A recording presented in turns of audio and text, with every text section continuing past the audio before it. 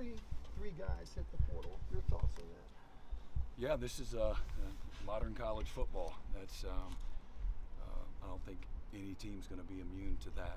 Certainly, again, as we've said a lot here over the last several months, we've been preparing for that. And there's got to get our roster to 105. There's some processing that takes place. You don't like it. I've said I don't like it, but it's part of where we're at right now. So everybody has to figure out what's best for them, and we as a program, as we continue to try to grow and start back over with Team 131. That's all part of the process. So that's right on schedule. How's the team looked without that many players out there? It's still good. I don't know how many is out there right now, but there's still over 100 guys out there. They're working hard, showing up, excited to go to work and get a chance to play in a bowl game and go win. Brent, the receiver room especially took a pretty big hit, and quite a few guys there. Just what's your evaluation of that room going forward? Yeah, well, going forward, getting ready for Navy, most of the guys that helped us all year are going to be the same guys that are going to be out there for the bowl game. So we had a lot of receivers. We were actually over at our number most of the year, and thankfully, so we were able to play with guys this year. And I just see a great opportunity for a great foundation of young players there to continue to grow and develop. Recruited them for a reason. All well thought of guys like a Jacob Jordan made the most of his opportunity. I think he caught 22 catches this year, and so it just creates an opportunity for the next guy, and certainly that'll be an area that is a great focus for us.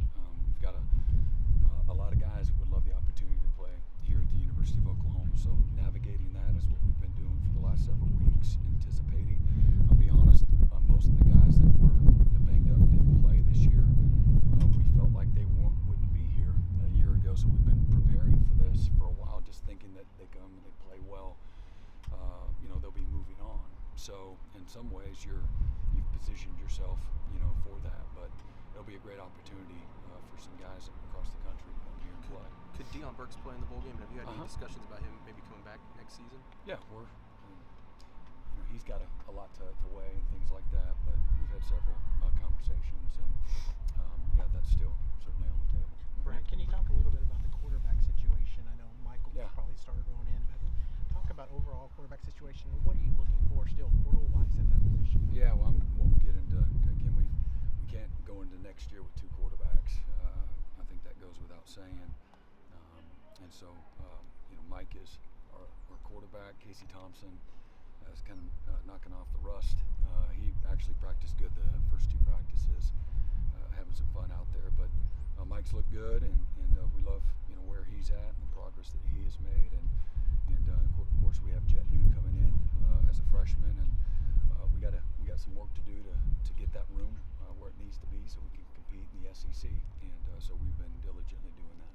Brent, going back to the receivers, in late October you said that several of those guys indicated they wanted to come back for an additional year. I guess what changed over the last 6 weeks? The wind.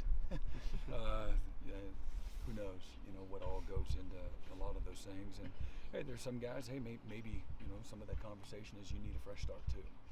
And again, at the end of the day, whoever's here, man, my job is to make sure that who's here, and they have an appreciation, a thankfulness, a respect for their opportunity. I want guys that show up every day, they're driven, they're ambitious, they're going to fight for their opportunity, they're going to fight for their teammates. The group of guys that chose not to be here, hey man, they did a great job while they were here, and we certainly wish them well. We're thankful for the time that they were here, but change is a part of where we're at in college football right now. Do you want to create an environment that has consistency and stability and continuity? Absolutely. I think that bodes well for any successful, business, football locker room. But there's just, this is this is the most unstable time in college football history, and I know we're focused on, and we have a lens for everything Oklahoma, and this is the most passionate fan base in all of college football, and hungry to produce a winner, and disappointed in our lack of ability to do so this year for all the reasons that we know. And but if you look and you nobody is unaffected by what's going on in college football. So our job is to position ourselves. I can have a great appreciation for our leadership and Joe Harris and Joe Castiglione, and having a vision for what's next, so that we can position ourselves and manage this next phase of where college football is going, and put ourselves in a position where we can compete, for the SEC championship.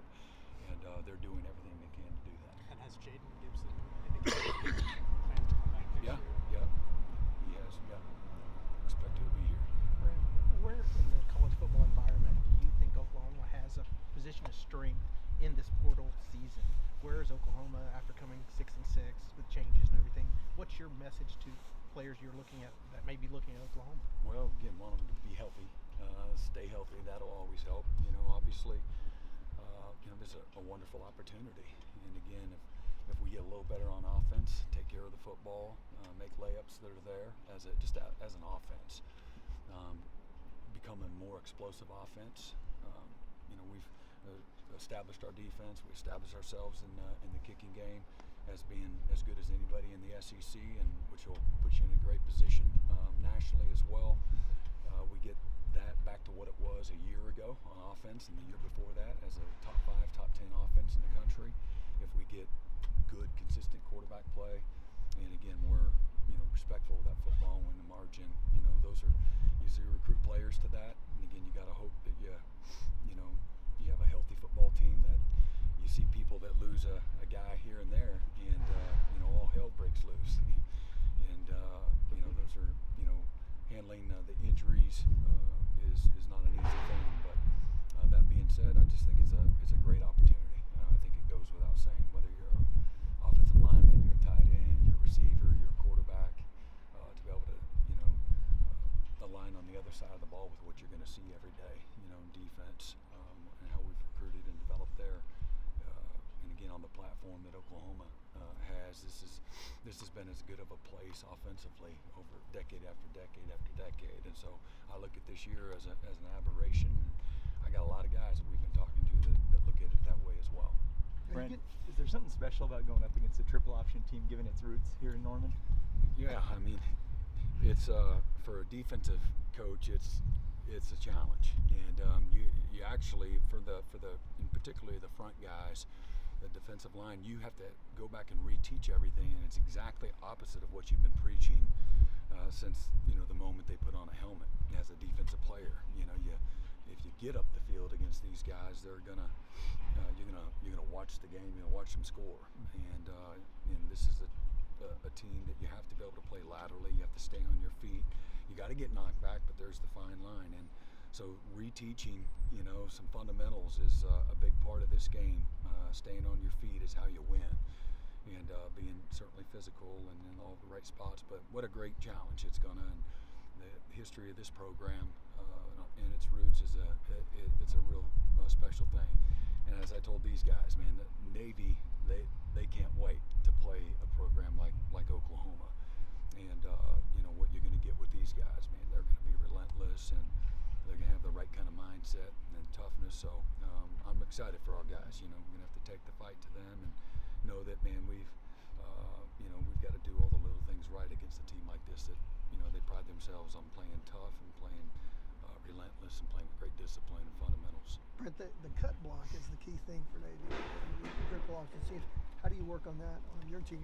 Yeah, I mean, you do it a lot during the year, but you have to spend a lot more time on it. And these a few days that we've practiced so far, and then the next couple of weeks, practicing the fundamentals of the cut block will be really important. Brian Newberry, is from here. Went to school at Westmore.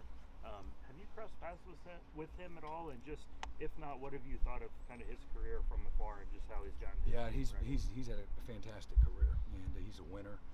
That's probably something that a lot of people will say when they talk about Brian and the success he had in high school and more, and certainly what he's been able to do from a college profession. The success that he's had, it's really good, and it's one you great respect for, the program that he's built, the pride and the toughness that his team plays with, and so So that's kind of cool. I mean, it's a familiar face for a lot of people around here, and I know that'll be something that he's looking forward to as a guy that first time he ever saw a college game was an Oklahoma football game. So it'll mean a lot to him and his staff as well. Brent, we hadn't had a chance to talk to you about Fasuzi and his signing. Can you talk about the days leading up to the signing and just his staying committed to Oklahoma? Yeah, I think there might have been a lot of anticipation and question marks with who he's going to sign with. We never flinched. We weren't surprised. He did exactly what he said he was going to do. So, but really excited. Mike's one of the many talented players that we signed in this high school class. What I love about Mike, certainly he's a very talented. He's got great stature at 6'6" and 295 pounds, super athletic, but he's a blue collar guy. He's a football junkie. He loves the game. He's a simple guy. Loves the Lord, loves football, loves his family, and loves his teammates. That's who I know Mike to be, and because of that, he's been able to have a lot of success, and I expect him to bring those things that I just said, his work ethic, his passion, his humility that he has for what it takes to be successful. Those things, and being a great teammate, those things will travel well when he shows up in January. But he'll put his head down and to let Coach Beatonbow coach him and develop him. That's important.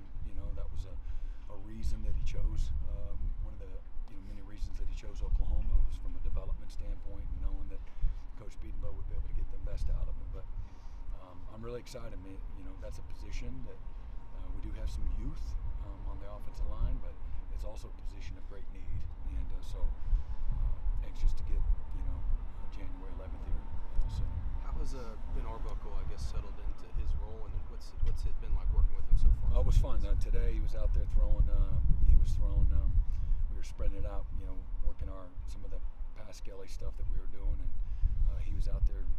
So if there's 5 guys getting out, 5 balls are flying. So he had got his arm warmed up and threw a few post routes and a few unders. So it was great to see, but he's blended in really well. Again, he's a relationship guy. He's got a lot of humility. He certainly has respect for the people in the building, and so it was a very natural, transition for him up to this point. And so he spent a lot of time trying to get to know players and the rest of the staff. So it's been great. Brent, Danny today posted a thank you graphic. Didn't specify his status for the bowl game. Do you expect him to play in the bowl game? Yeah, I'll say let it's not really for me to say whether or not he's going to play, but how about him being an All-American and really cool, first team All SEC in his first year. Really proud and thankful for all the seniors, but certainly the growth and maturity that has taken place with Danny, and to me having a guy that has a legacy somewhere, I think comes from making the place better than when you got there. And if he's done something, he's done that, and he's left his mark. Certainly he's done that to the whole locker room and the university, but man, he's done that on defense, where we were when he got here to where we are today. Man, 2 different hemispheres. And it's his dedication, his persistence, his passion, his love, his commitment, his body of work, along with several other seniors. Woody Washington, Ethan Downs, Billy Bowman, that group of guys in particular. Man, they have just been fantastic. Brent, what's the balance right now between practicing for the bowl game and just trying to get a foundation working ahead for spring and next year? Yeah, you're working your fundamentals. The balance, you treat it like a normal work week. We do have some shortened practices. I don't want it to be long and drug out and fist fight every day. Want to be efficient, get the fundamentals that will carry us as a program. The attention to detail, focusing on how we do what we do. I think that's more important than anything. Just showing up with a standard every single day, and how we meet, how we work, how we compete, how we lead, those types of things, and making sure that we continue to nurture that. We don't look the other way. For that, it's just the little things.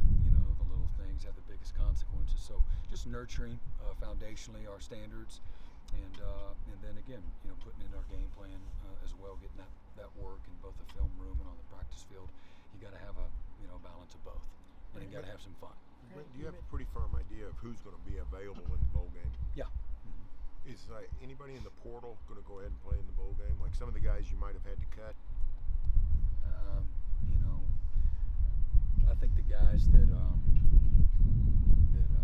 some of the walk-ons are still trying to figure out, what's next for them, afforded them the opportunity to choose whether or not they want to still participate and be a part of the bowl game. Last year you had a few, I think, high school guys able to just practice. Yeah. Do you have any guys? There's this a few. year? There's be a few, and it's all based on when we can get their final transcript, when their last days of school are. So there's a timing mechanism that won't allow everyone, but we'll have a handful of some guys that can experience that as well. Brent, you mentioned the quarterback room being, somewhere you need depth. I want to ask you about tight end. How important is it to build that depth at that position? Yeah. And just what's the plan there? Yeah, it's to build the depth back to where we need it. And tight ends are one of the most undervalued positions on the team. They're critical in special teams, and certainly in what we want to do and who we are in the league, to be an efficient offense, to be a physical offense, and be able to attack people in the middle of the field. I think those are just some of the things that they can bring to the table. But it's been a position that, because of some injury issues over the last 2 years, it's not been what we want it to be. And we lost two. We're going to lose two really good ones again this year. That we're one in the portal and one's a senior graduating today. And so again, it's been a priority. Again, looking for guys that are tough, that are physical, that can play in space. They got to be smart guys. Again, they got to be leaders, be good special teams players, all of those things. How far has Mitchell come? Got some Yeah, players tight end. Yeah, he's done well. He's done well. And again, I've spoke about Vaughn a couple of times, I think, with everybody. So I don't want to be redundant that way, but again, just should be a senior in high school last January, and so remember he's a reclass guy, but he's matured a lot and has had some ups and downs and highs and lows of just what your first year in college is all about. But really proud of his body of work and the improvement that he's made, and his mindset here the last few weeks of the season. He's really kind of starting to hit his stride in regards to showing up and being prepared and knowing how to compete and doing all the things off the field that you got to do as well, and knowing what to do once you get on the field. And but again, he's a guy with heavy hands, and he's got really good hands, but in blocking, he's a heavy-handed guy. And I think if he was standing here right now, he'd tell you he's starting to become really confident in what he's doing, how to play tight. He can play in the bowl game, right? Yeah. Mm-hmm. Brent, I know it's a balancing act and really a math equation to get down to 105. Do you have an idea of how many transfers you'd like to bring in? Yeah, I'll keep that kind of open. Anything can happen with our current roster and there, but it's going to be somewhere in probably 8 to 12, give or take. So. Grant, we didn't ask you when we talked to you at signing day, but I want to ask you, when you were hired an offensive coordinator, was the coordinator coming in, was he required, recommended to keep the entire offensive staff in place? That's a good question. No, I asked everybody I interviewed, hey, what are your non-negotiables? And if I take this job, what do you need to have at your disposal to be successful? And I led off every conversation. We got a good staff, but nobody here is obligated to keep anybody. And I just kind of lean back, on, for example, when like Coach Stoops, I remember when he went down to Florida. I think Florida they got whooped by Nebraska in the bowl game. Nebraska put 60 some or so on Florida, and they took Bob Stoops, so they were a mess on defense. And Coach Spurrier hires Coach Stoops. He goes down to Florida, and a year or two later, and he got to keep the whole staff and figure things out, with that staff. And he did, and they won the national championship just a couple of years later. When I left Oklahoma, I asked Coach Sweeney, I said, who can I bring? He's like, you bring one guy off the field. So I brought a guy off the field, and I had to go figure it out. And they had just given up 70 to West Virginia in the bowl game. Everybody wanted to get rid of everybody.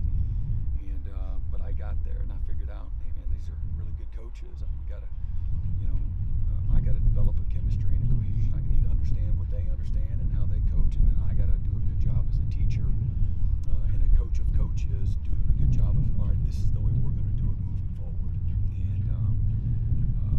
And that staff, again, we went to 4 national championships and won a whole bunch of games with the gold standard on defense with that staff. When Coach Alley came here, he brought one off the field guy, and he was able to take us. We made steady improvement from year 1 to year 2, and then year 2 to year 3, man, we took another huge step in a whole bunch of categories, and he had to figure out the staff and keep all these guys that we lost 3 games with, and so again, I just use just a couple of those examples, to lean on, and if I felt there was, we needed a change, certainly would do so, but ultimately I made the decision to hire Coach Arbuckle for the reasons I've already expressed, but for who we wanted to be on offense. We're an offense that could attract great quarterback play, where you're pushing the ball down the field, you have an explosive offense that would be attractive to every skilled player in the country, and that's what this program has been known for. And just so happened that it aligned when it comes to our staff. But for me, if he needed to bring a couple guys, he would have been able to do that. And he has some off the field guys that were really important to him, and so we've created an opportunity for him to bring them. Big picture question. Hired Randall Stevenson in sort of the role that he's going to fill. What's the conversation like to create that, to sort of reorganize, and then to bring him in? Yeah, I'm just again thankful for our leadership. President Harris and Joe Castiglione to have the foresight, the vision for what the next phase of college football looks like, college athletics, as you go to a semi type of NFL pro model, and where you can be efficient, where you can handle systematically the instability that's naturally there, and so that we can do a great job the year-round demand, from the anticipation to the contracts to the open-ended free agency, to the development internally, all the different spaces that are affected. Still having a recruiting mechanism, you're still dealing with 16, 17, 18-year-olds into this new space. I'm really thankful that they've given us the stability internally to be very forward-thinking in their leadership. What have you learned about Randall so far?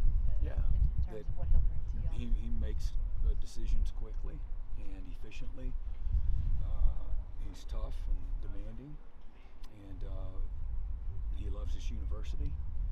But he provides. He's willing to listen, and those are some of the things